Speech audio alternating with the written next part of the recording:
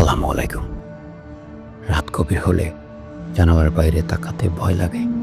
কেন জানেন? কারণ মাঝরাতে যদি হঠাৎ কেউ আপনাকে জানালা দিয়ে ডাকতে থাকে, তাহলে সে কি সত্যিই মানুষ?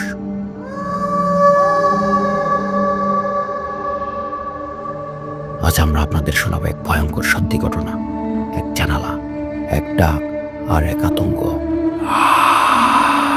গল্পের জানালা টেলস ফ্রম বিডিতে আপনাদের সবাইকে স্বাগতম। আমি আর আশাফুল, আর আজ আমরা আপনাদের শোনাবো এমন কাহিনী যা শুনলে রাতের বেলা জানালার পর্দা সরানোর সাহস হবে না। তো আলো নিভিয়ে একদম একা বসে শুনুন এই ভয়ঙ্কর কাহিনী।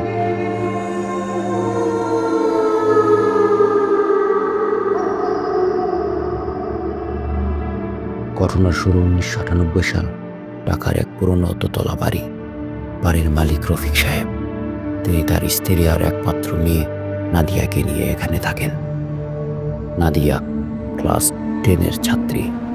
সে পড়াশোনায় খুব ভালো, তবে একটু অন্তর্মুখী। তার রুম বাড়ির পেছনের দিকে, যেখানে জানালার বাইরে বিশাল এক বটগাছ আছে।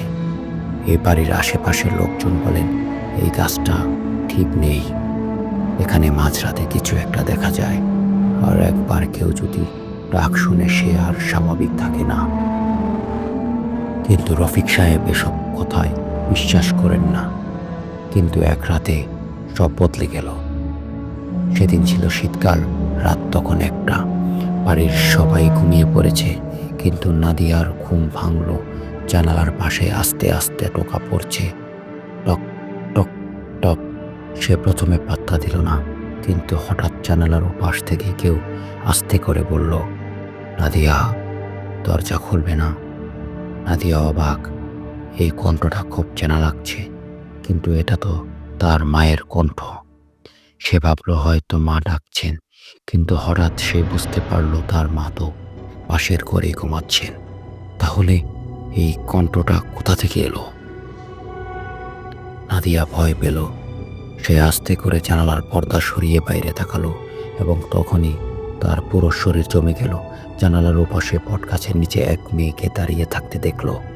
মেয়েটা একদম সাদা শাড়ি পরা, তার মুখটা এক পাশে বেঁকে আছে, চোখগুলো একদম ফাঁকা। মেয়েটা শুধু তাকিয়ে আছে নাদিয়ার দিকে। তার ঠোঁট একটু একটু নড়ছে, কিন্তু কোনো শব্দ নেই।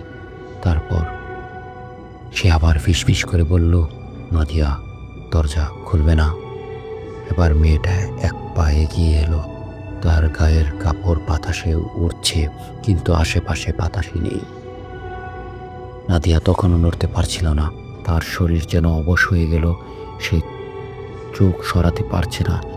এবং তখনই মেয়েটা একদম জানালার কাছের সামনে চলে এলো। তার ঠোঁট থেকে কেমন একটা কালো তরল পড়ছে। তারপর হঠাৎ টক টক টক। এবার জানালার কাঁচ কেঁপে উঠল।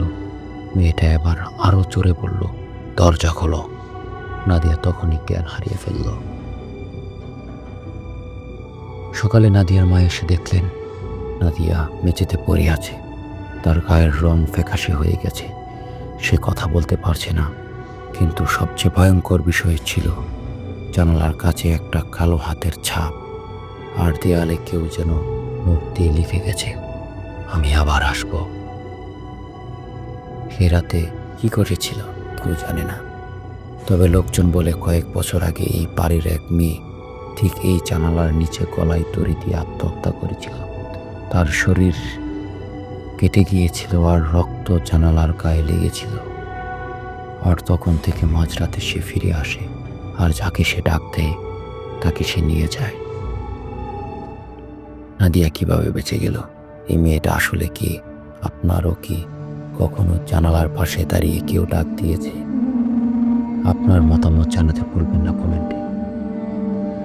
যারা এখনো চ্যানেলটি সাবস্ক্রাইব করেননি তাদের বলবো, রহস্যের অন্ধকার জগতে হারিয়ে যেতে আমাদের সাথেই থাকুন। লাইক, কমেন্ট এবং শেয়ার করুন, কারণ সামনে আরো ভয়ঙ্কর গল্প অপেক্ষা করছে। তো আর দেরি কেন, চলুন খুলে দেই গল্পের জানালা।